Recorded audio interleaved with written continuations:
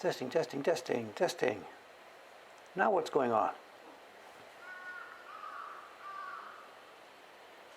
Everything looks okay here. I'm hearing lots of bad news messages. What's going on here?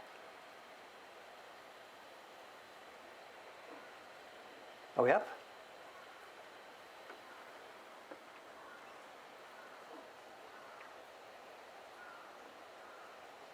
Stream cut out back a minute. You know what this is? I know exactly what happened this time. I put my scope away, and when I was moving the scope, my elbow touched the computer, just lightly, and that's enough to wiggle the Thunderbolt cable. At the moment, we're on the net two ways. There's Wi-Fi running out, but before I start the stream, I connect a Thunderbolt, which runs through to our router as being more stable than the Wi-Fi. But I touched, just literally, that's how stupidly bad these Apple ports are. The Thunderbolt port is such an awful, weak connection that just one tiny touch, and I can see it now, it's dropped. I'm not on Thunderbolt internet anymore, I'm on the Wi-Fi. Bugger that, you know. They made the machine so light and small, the ports, they just, whatever. I don't even want to talk about it, but whatever. So it's positive. That was an error at this end. It's the connection. It's simply the physical connection is just so weak. You need a big cut chunk, but for that you need hardware, steel, aluminum, big. And they've tried to make this thing so small and light.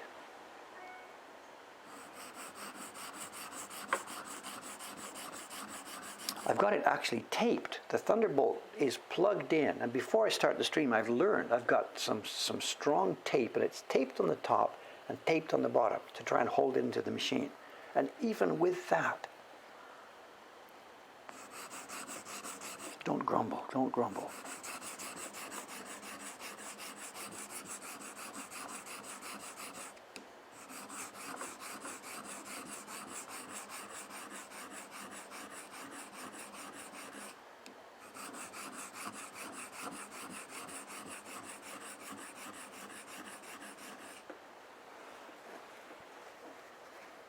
Okay, as I said, no big heavy deal here. This is just a touch up. We're just going to take an edge on this, on the back side also, flatten it.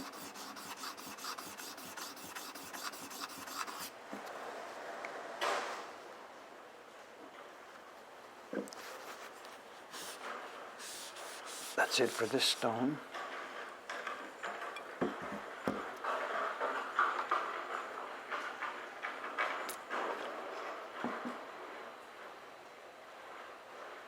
Oh, the big stone. So, the little one. I'm not sure if I should admit this or say this, you know. I was spending a lot of time using that small, little, tiny sharpening stone, the sharpening metal plate, because it's so cool and so easy to use. And here I am using my regular stones. Why? Actually, the little one, I can't quite find it, and I think it dropped back behind the desk here. So when I get a minute, I got to pull the desk out and look on the floor back there. So that's a downside to those little stones, is they get lost easily. I guess, I don't know. So I'm sorry. There's no specific reason for this other than that I can't actually find it. So sorry. Just as well, because I need to remember how to do this as well. So.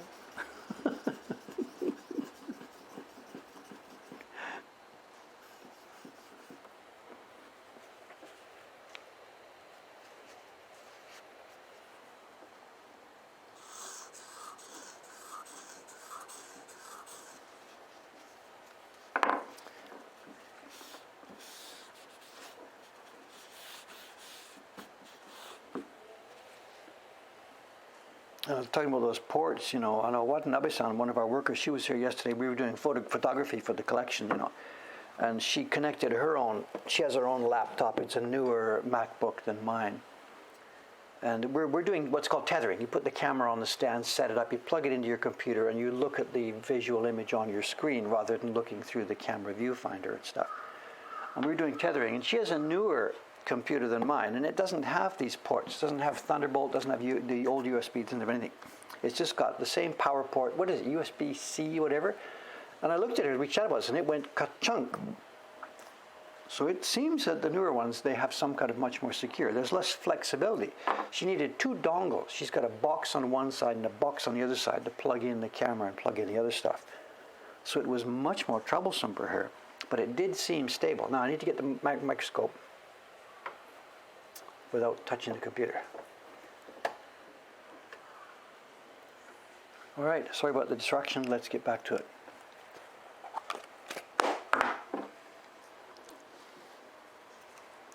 There's the vacuum cleaner lady. Oh my God, she's early today.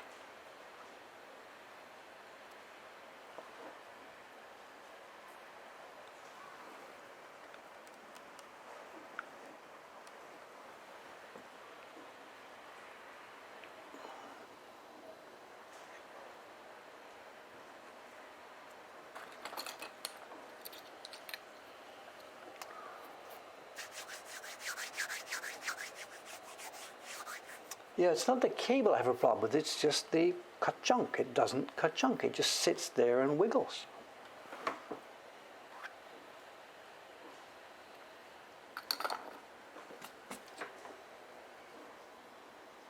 Wiggly connections, nah. We thought at one point about actually, just gluing it in, just gluing it into another connector on the side and just carrying the wire around, And that's actually seriously under consideration. I like this laptop. It does beautifully. The other features, everything's fine. It's wonderful.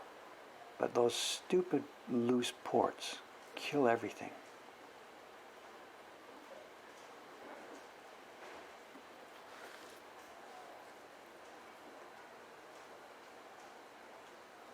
Oh, much nicer, much nicer, much nicer.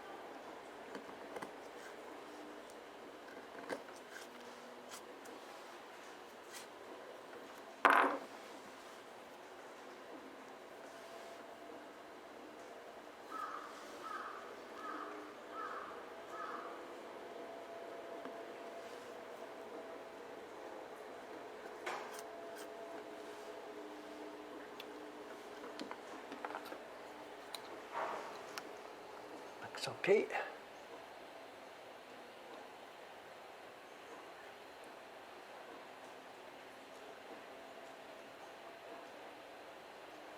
Missing a lot of this, but I guess it's okay. Seems like that.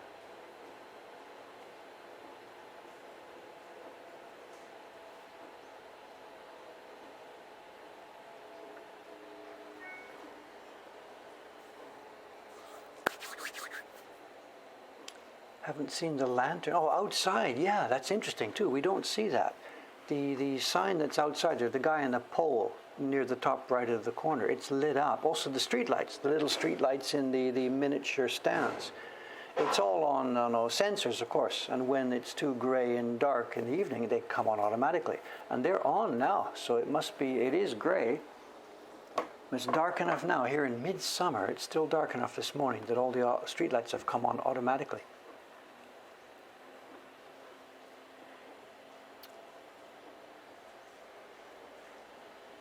Rain, rain, rain. Honey, when is it going to finish? No idea. We're shipping water upstairs too. In the collection room upstairs, the front room at the front, there's water now coming down one of the walls. We've got rags and stuff to pick it up. This is an old building.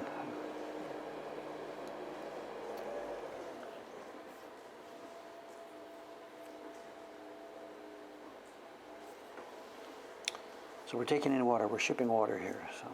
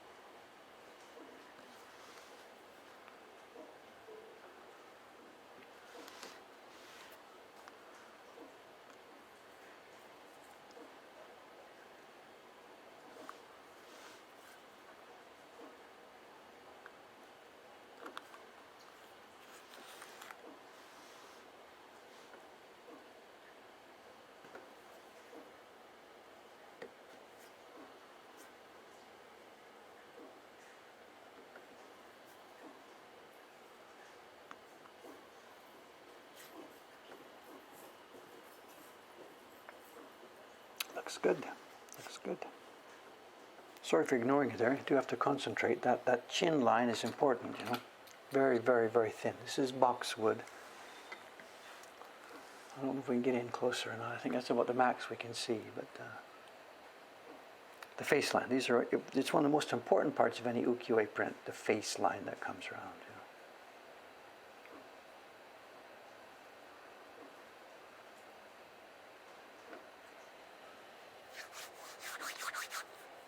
You know. Where are we?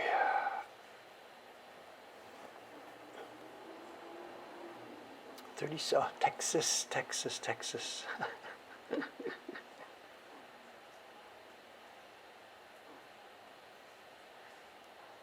What did they do before microscopes? Just used raw eyes. There weren't many people who carved until they were really old, you know, of course.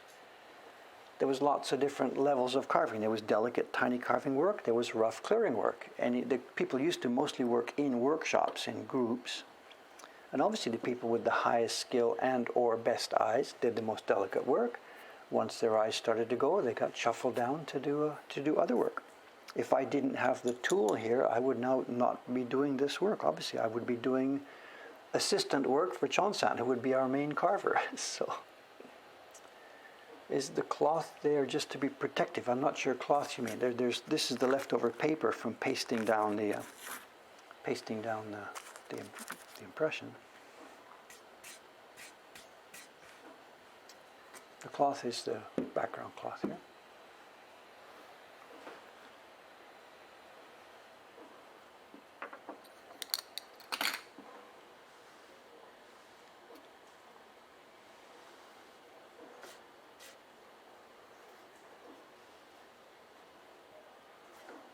We do have time. We're still okay, right? Not even 9 o'clock yet. No, totally okay. Where are we? Yeah, no problem. Halfway through. Lots of time to do some work here.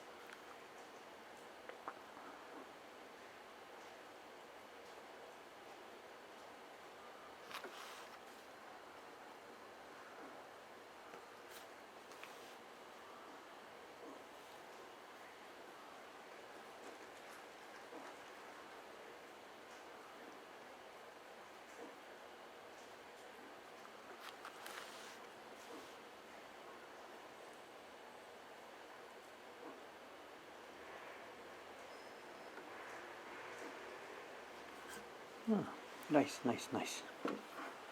Whoa. Looking good. Looking good, looking good, looking good. Taxi here for me? So what? I'm not going anywhere. I'm not going anywhere.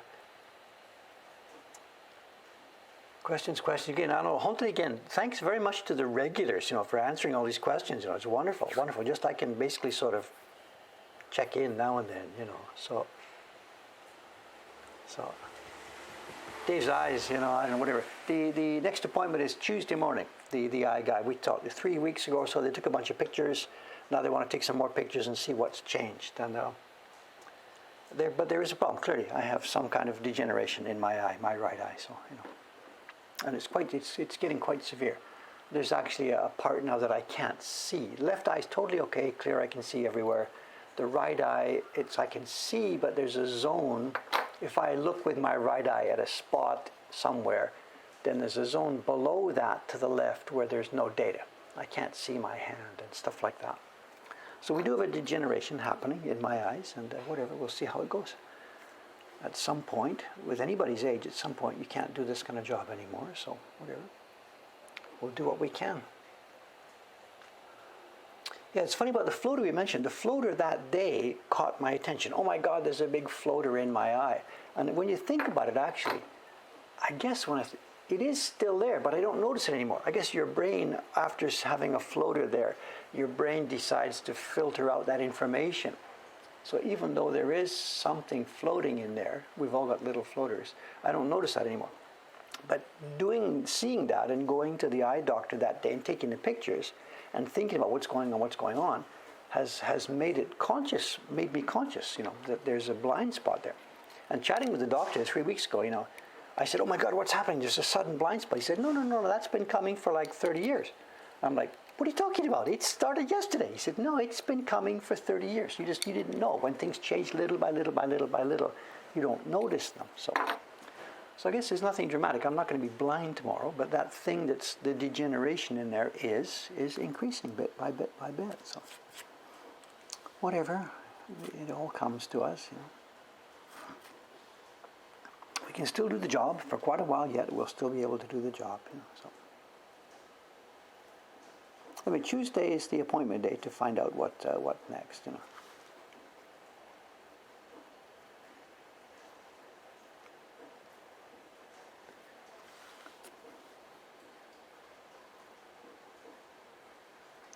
Macular degeneration was the name. So degeneration, wonderful, wonderful word. So.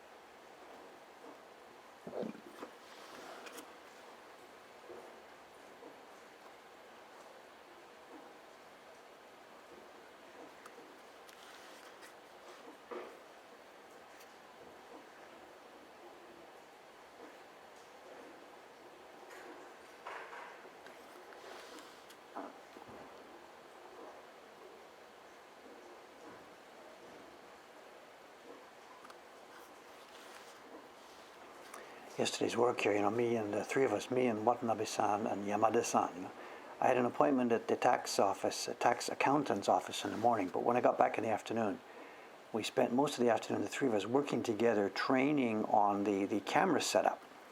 Up to now, I've been doing the camera work for the new collection by myself, thinking that it's so important, I want to get it exactly like I need to get it done, whatever. Anyway, Watanabe-san, one of the ladies who was working here in the shop when we still had a shop last year, I knew she had some skills, graphic design, whatever. So I called her, and she came over yesterday. And the three of us spent the afternoon, and I'm really, really happy the way it worked out. I made a bit of an idiot of myself partway along. We'd done this for 2 days, yesterday and the day before. And I showed her what's going on, and Dave here is going to show you how to do this. He gets his Photoshop out, she gets hers. Okay, and here's the drill, here's what I want, exactly, really strict here. And you can see where this conversation is going. You know, I did this and did that, and I copied and did this. And then she says, well, actually, there's another way to do this. And I'm like, well, this is what I want. She says, no, what if we did? And of course, you know, she shows me a better, faster, cleaner, better result way to do this. Photoshop is pretty deep, and there's lots and lots of things in there. So the long story short is whatever. She showed me some stuff that I didn't know, and it turns out that this lady is capable and competent of doing this. Now, why is this good news for everybody? Because up to now, we've been doing the database for the new collection. Dave has been the bottleneck. I've been getting the print on the stand, getting the light right, getting the camera, shooting it, Photoshop, crop, perspective, lens correction, white balance, blah, blah, blah. This lady can do those things. So yesterday, the three of us, me and Yamada-san and Watanabe-san, we worked out a schedule, routine. So it started already. Yamada-san is going to take prints in the collection. He's going to do the basic database entry to get an item into the database ready for the next step. She's going to come 2, 3, or 4 days a week, here, get the lights, get the camera, set it up, shoot into her own laptop. She takes them home on her own free time at home. She does the Photoshop editing. I give her an FTP login. She puts them up on the website. Once they're up there, Rose-san, she used to work in the shop here helping. She now jumps in and she looks up the image, goes to Google and whatever, tries to find information. So long story short, the collection is now going to start growing, I can't say exponentially fast, but it is going to start growing faster and faster and faster. And just to give you a hint about some of the stuff that we're putting in here, these aren't publicly available, but the things in the collection, once we've got a picture uploaded, we can actually access it directly, even though it's not in the menus because there's no description ready for it. If I can dare to touch my computer here,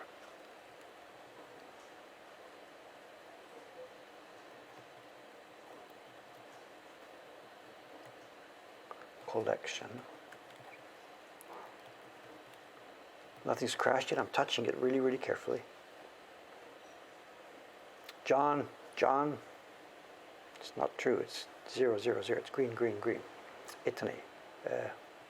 I know you're kidding. When it breaks at this end, I can see it because it all goes red, but nothing is going red. 00016.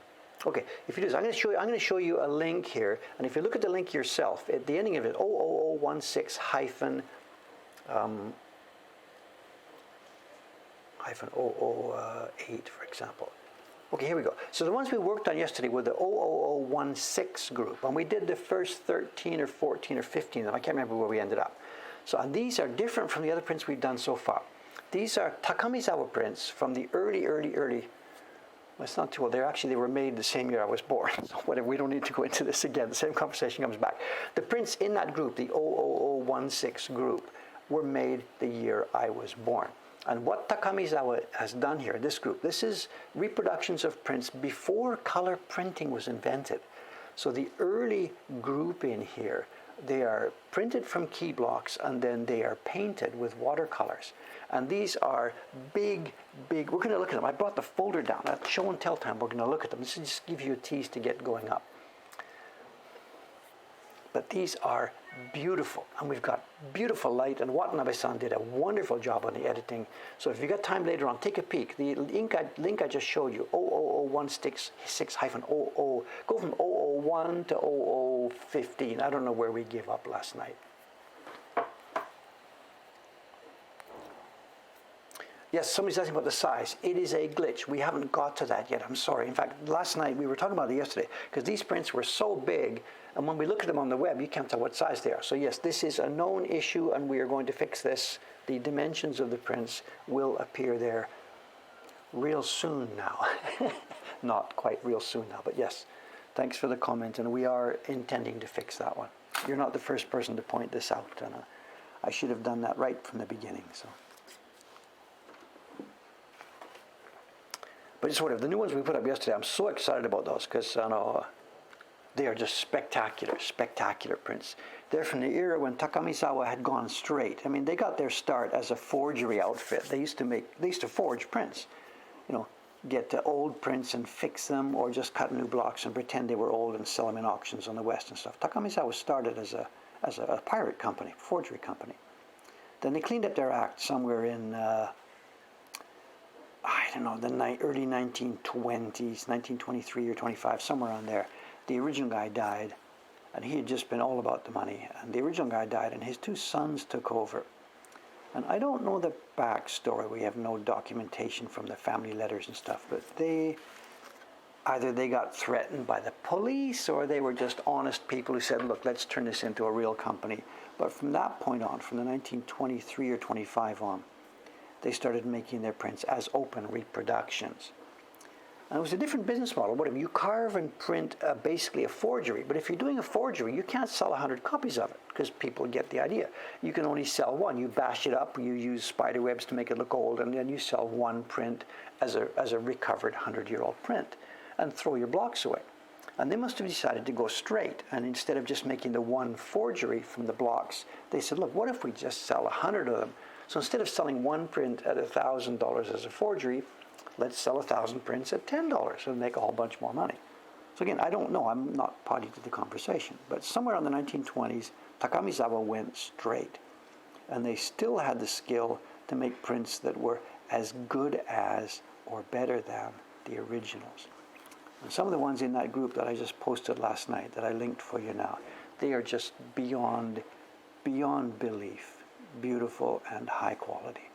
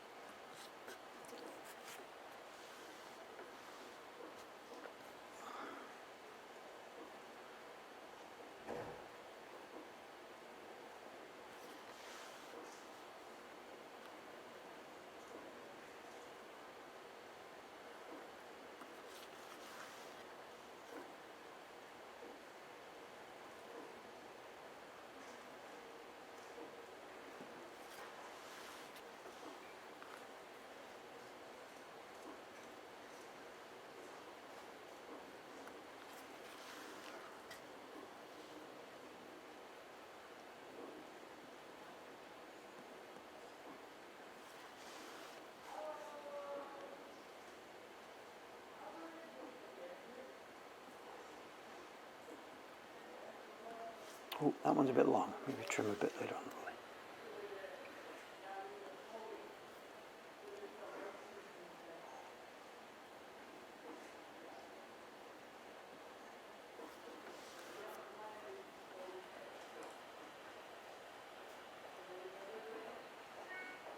Is that one of the boys? I hear his voice coming closer down the street.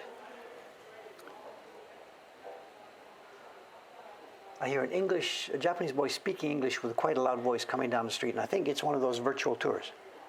Has he already gone by?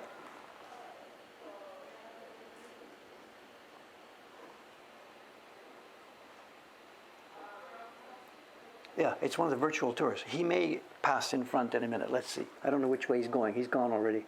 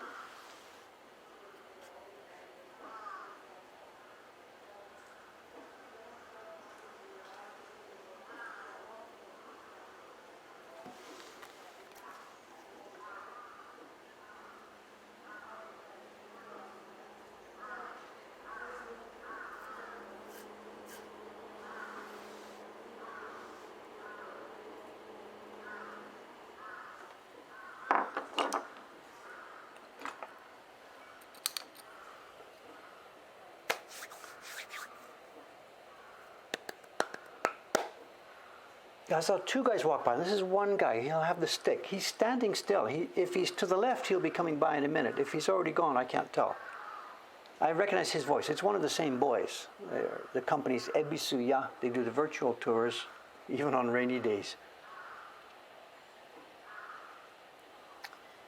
Rainy day in my neck of the woods. Yes, it is a rainy, rainy day. The maroon canopy is a coffee shop. You've already got it. So, updates on the shop. Will Mocha Hong Kong be staying here? Yes, I'm going to do a Patreon update on this actually this week before we get to the end of the month.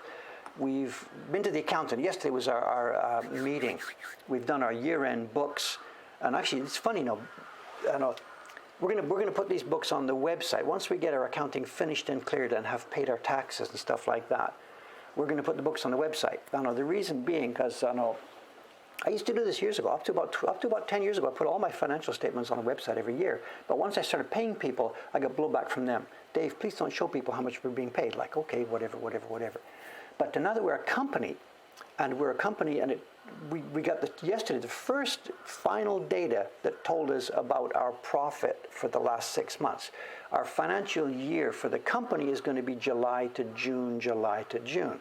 We became a company in January, so for us the first year is only a half year. It's January to June. And as you know, it's not a typical year at all. But anyway, so we did. I got all the numbers ready and we got to the accountant yesterday. And he showed me a different way. Look, I don't want you to do it this way. Do it. What I had done before was I took all the income, bang, and of course we do blah, blah, blah, blah, and there's all the expenses, blah, blah, blah, blah, blah, blah. What's left over is your profit. He says, no. Here's what I want you to do. He sketched out what to do. I did it. And what you do first is, there's your income from things like making prints, our business. Then there's your expenses related to the business. Like Toyota shows their income from selling cars, then they show the expenses related to making cars. So the number that gives you is your profit or loss on your car building operation, in our case, your printmaking operation.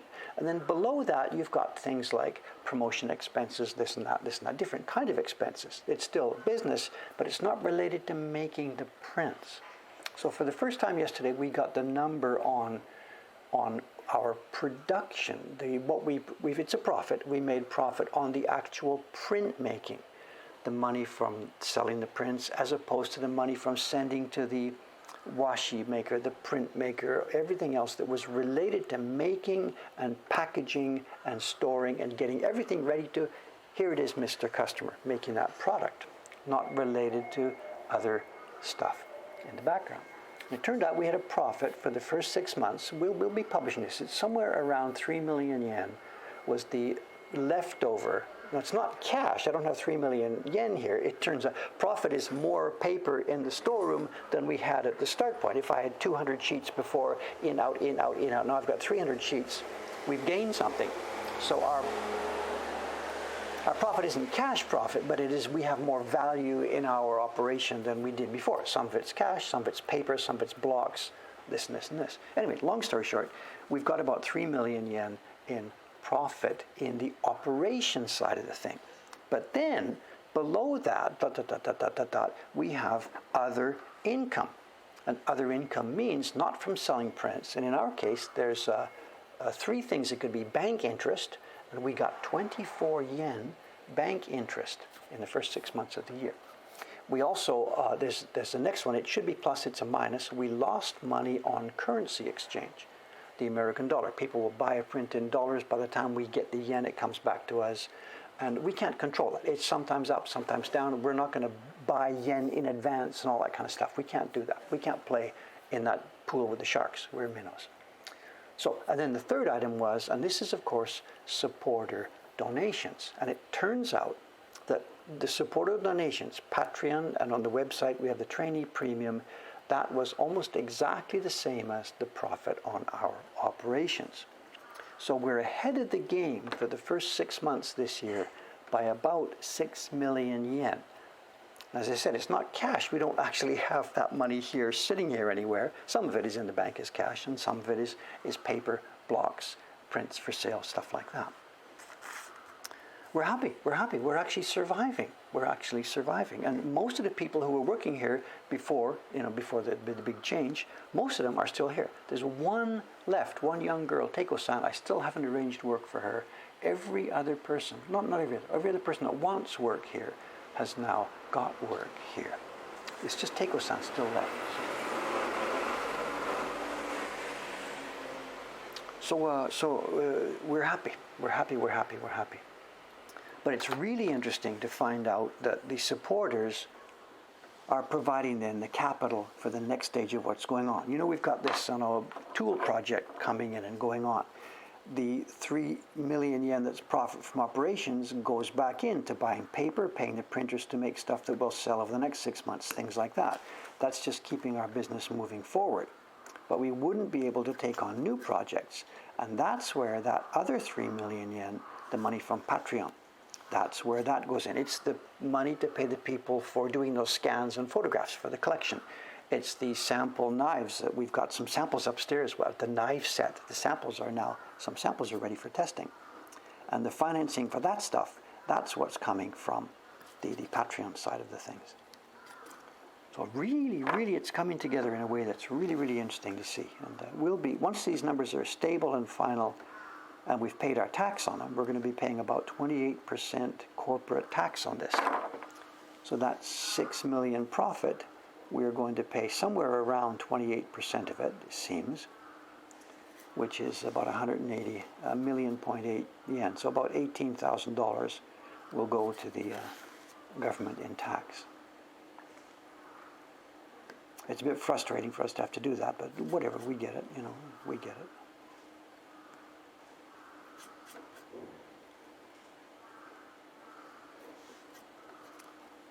Mostly just we are alive. We're managing to get through this so far. It's because of, the people out there.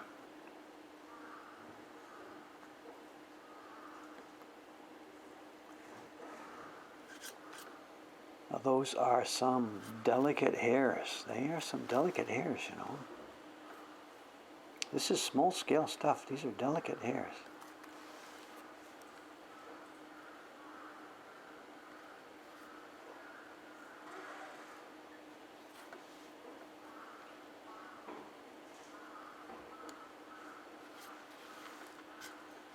Okay, there we go. Chin is done, a couple of hairs here, and some hairs. That's all I managed to do in an hour and a half here, because it's now time to show some prints. Show and tell, hi. Show and tell raid, what's this? I don't know anything about the raiding, but let's have a look at the prints.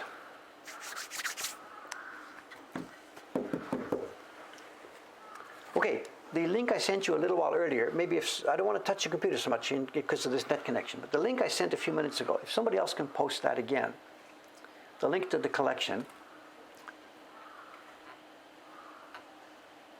Okay, I have to touch computer because I've got to get the outside camera down.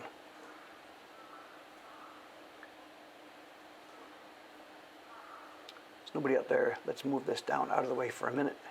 Okay, we need some space. Okay, the link I just sent you. Look at the end of the link. It's 00016-008. The group of prints we're looking at here, these are the prints that will be on there. There's going to be 30 altogether. And this, the first one, is going to be the one that will be in there as 00016-001. Now, they're not publicly linked yet, but you can see them now. And there's a few things about this. This is a set of prints. We're going to look at 3 or 4 or 5 or 6 of them here. They're made by the Takamizawa company. There was 2 major reproduction companies all through the course of the 20th century. There was 5 or 6 altogether, but 2 of them ran the whole show. Takamizawa and Adachi. Oh, domo. Excuse me a second here. Interruption.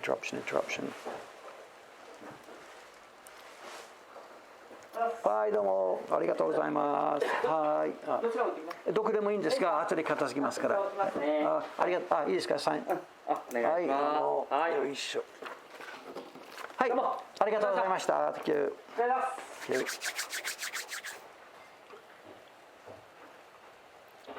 How to get to O? Just replace the 001, replace it with 008, whatever. And I think there's up to about 15 of them we got to yesterday. I'm really not sure. It's okay. You guys don't need this, right? It's a name. So anyway, where was I? Takamizawa and Adachi. They were both really, really good. Takamizawa was probably a bit of a higher quality back in the Taisho era before they went bankrupt later on, whatever. But the point being, they had different philosophies. Takamizawa's idea was to make prints that at the time they sold them had the feeling and texture and tone of an old print. It's because of their roots as a forgery company. When you make forgeries, it can't look new, of course, obviously. So they knew all these techniques about soaking it with persimmon juice and getting spider webs from a certain farm up in the Tohoku area and making dust and rubbing it over the prints. They really, really knew how to make prints look ancient at the time they made them. And Adachi's philosophy was different. No, we are going to make prints that look new and have the clarity and beauty of a brand new print, so that when the person buys it, they're having the same experience that the original purchaser had. So neither is right, neither is wrong. It's just 2 philosophies. There's a downside to the Takamizawa side, in that this was made in 1950, and at the time it had furubi, the old nice mood that they put on it, and people said, nice, looks really old. But now that's 70 years on top of that. So you have their fake antiquing plus 70 years of real antiquing. This stuff is actually now getting old, and some of this stuff is getting to the point where it's it kind of just starts to look old and dirty. Me, I don't care. And actually, from my point of view, for me, I'm really, really happy with this, because just at this age now, for me, this is like prime.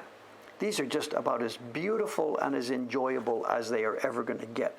Going from now, they're going to start to get pretty dirty. The gray one is on, it's tinted. All of the Takamizawas are tinted. All of them. Everything you're going to see today, every single print I'm going to show you is tinted. It's on a washi paper that has been brushed with some kind or other. This one, this kind of paper, this is not brushed on tinted. It was made as a dirty gray paper. And another part, the story, there's too many stories. They're reproducing a print here from the original would have been about 1690, before color printing was invented and before the beautiful Hosho paper started to be used for printmaking. Back in the early days, nobody thought it was going to be an art form. It was just, let's get something together. And lots of different types of paper were used for the original prints. And Takamizawa here has found a copy in a museum somewhere, and they have made up some kind of paper that looks kind of like the old paper that was used. It's an oniomon. It's a print from a series that would have been about Asakusa. A neomon is the entry gate between Kaminarimon and Sensoji Temple. And the new neomon, well, the pre-war neomon was quite big, but the Edo era neomon was really quite small. It was about the size of the Kaminarimon that we have today. And Kaminarimon in the Edo time was much bigger than it is today. Too many stories to tell, too many stories. Another thing about this for your attention, this will be number 3 in the set of links that's on the web. This will be number 3. This is printed from one block, a black block carved, and in the early days of ukiyo-e, they were printing jet black, rich jet black. Now you've heard me complain, ukiyo-e should be printed with gray tones, not blacks. In the color printing era, yes, but back here in the early days, it's rich jet black. And the colors you see here are hand painted. Back in the original days, in the 1710 or so when this was made, we had ladies sitting in a row, high one, do the blue, dab, dab, dab, dab, dab, next blue, dab, dab, dab, dab, blue, dab, dab, dab, dab, dab. They would have sat on an assembly line doing it. And this one is painted the same way. So a carver carved the black block, a printer printed the black block, and then staff inside the Takamizawa organization did the hand painting to do this. Someone's got the link up for me, thanks, yes. These are not publicly linked yet. You can't click from one to the other. You can't find them in a search. That'll happen in a few days after Rose-san gets the descriptions ready. But I'm just giving you a teaser here, by those are the internal links. There we go. Now a couple of these, let me, I don't have time to show them all, so let's skip to the ones that are sort of my favorites here. This one is so much fun. This was before sizes of ukiyo-e prints were standardized, and they made prints of all different kinds of sizes and shapes. And they were standardized in the sense that this would have been cut from probably one large paper, cut it in half and make prints. They made their prints based on standard paper sizes. But look at, I can't see the proportions. We have a lady here, it's maybe Tanabata, she's reaching up to tie a note onto a cherry branch at the top. But look at the proportions, look at this. Like, didn't these guys know how to draw people? Well, they did, it was just the conventions were different. I mean, look at this. There's her head, and here we go, that should be her waist, and her feet should come somewhere around here, but here we go, here we go, here we go, down we go, down we go, down we go. These are so much fun. There's a bit of a pink tint. Can you see it? It's a bit of a blob here. And the printing is so rich and so nice. These are such gorgeous objects, you know. Takamizawa, you know, they had a problem too when they were sending them out to consumers. Because these prints were so large, what do? So they simply, in their own day, they folded them, and I've just kept the same crease. We're keeping it folded on the same crease.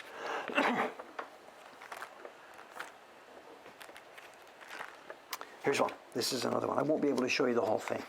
What you're seeing here, this would be number 1, 2, on the web section there would be number 1, 2, 3, 4, 5. We are seeing here a lady, and this will be an allusion to probably old Chinese poetry.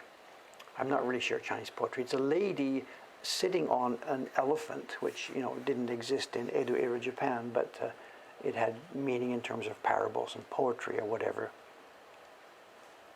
But this is only half of it. The print is actually, it's what they call a hashira-e. It's a print that was designed to fit on a pillar of your home.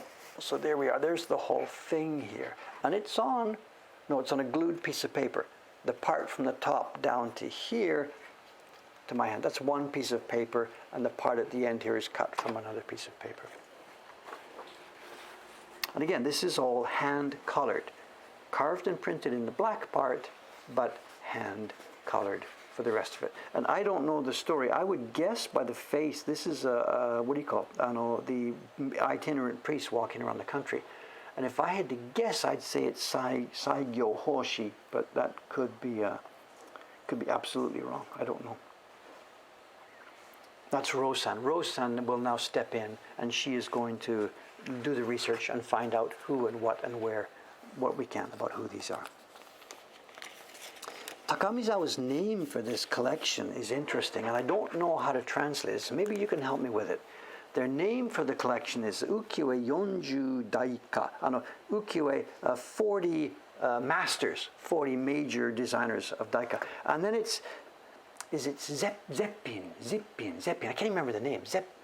Zeppin Gasho, picture collection, Zeppin.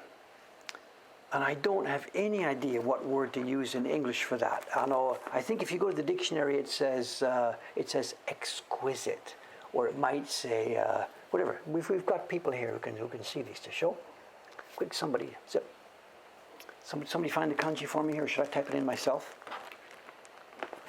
Who have we got here today? It's gone silent. Zeppin Gasho. So, and how do you translate that? Exquisite Works Picture Collection. But if you were in English doing this as a title of a book, I don't think you'd name it the Exquisite Collection. So I'm really not sure what to do about this. As a first guess of what to do, I think, what did I put on the web? I forget.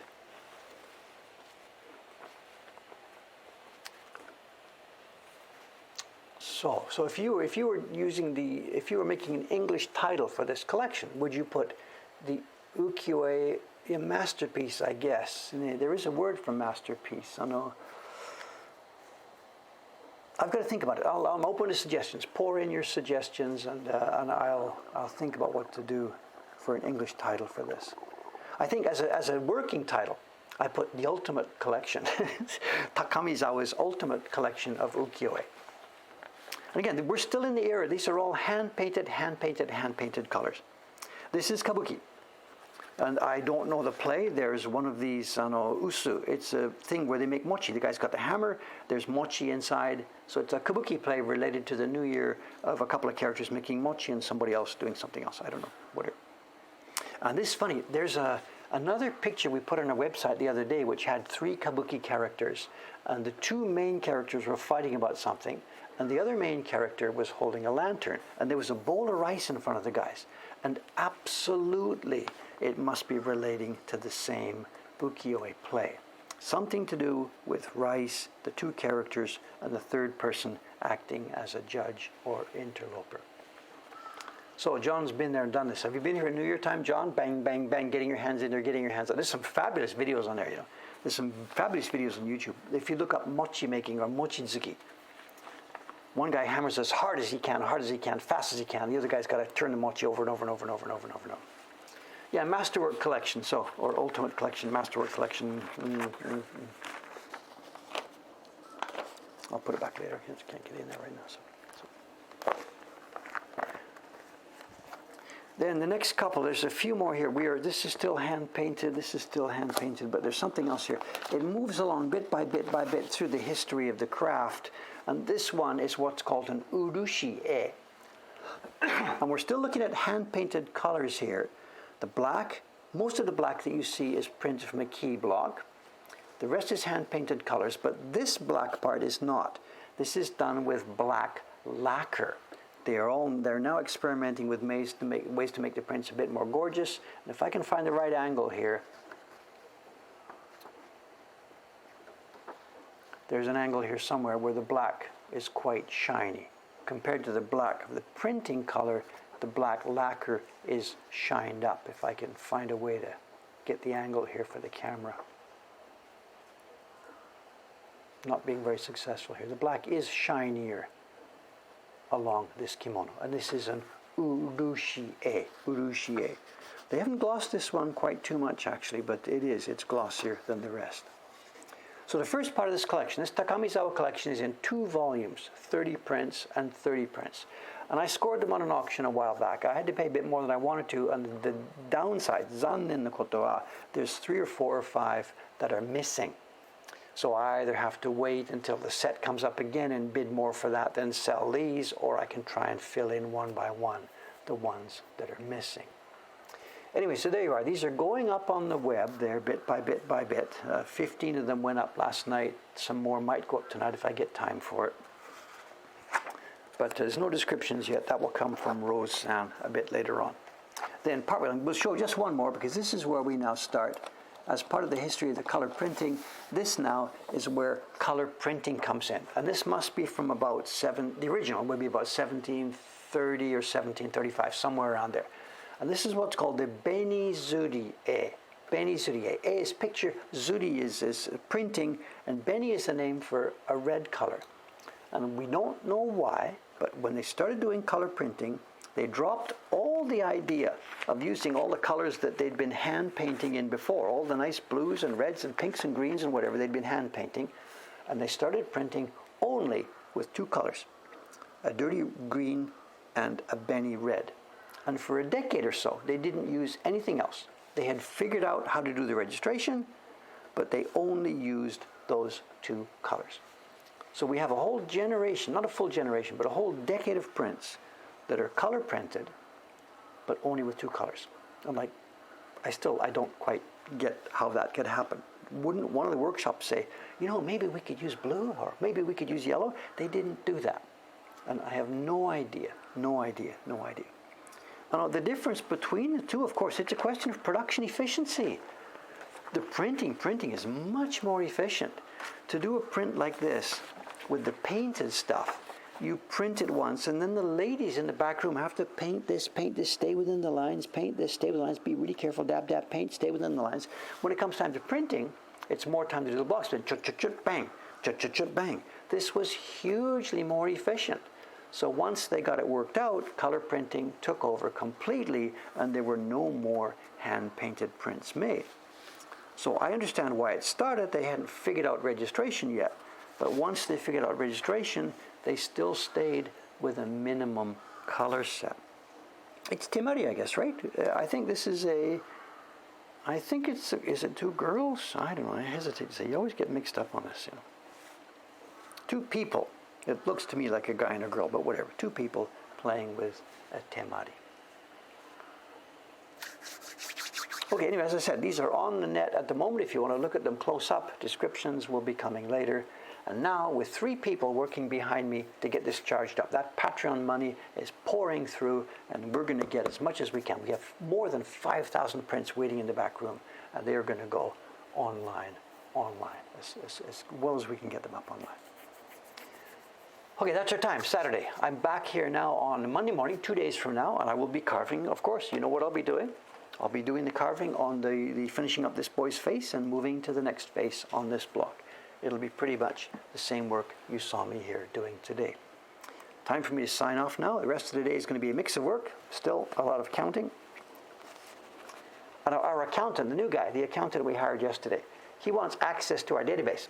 So we have to make a special page for the accountant where he can log in and see all the numbers himself and do whatever he needs to do. Okay, thanks again, guys. Thanks very much. You know Dave's final word. Get one. Use it whenever you're talking to somebody. Please, please, please. This is our secret sauce here in Japan. It does fog your glasses. I still got a problem with that, but can't be helped. Okay, thanks again. See you in a couple of days. Bye-bye for now. If I can touch the computer to move up that a little bit, we'll see. The least toxic chat on Twitch. It's because of you guys. I'm not doing anything. The chat is controlled by people at that end. If there's no toxicity, it's because of the people here are behaving themselves and doing well. And I really feel thank you for that. It's enjoyable for me to be part of this community. And I'm just happy to be a reason for people like this to gather together. I'm the excuse, but you guys are the community. Thank you again. Thanks very, very much. See you in a couple of days.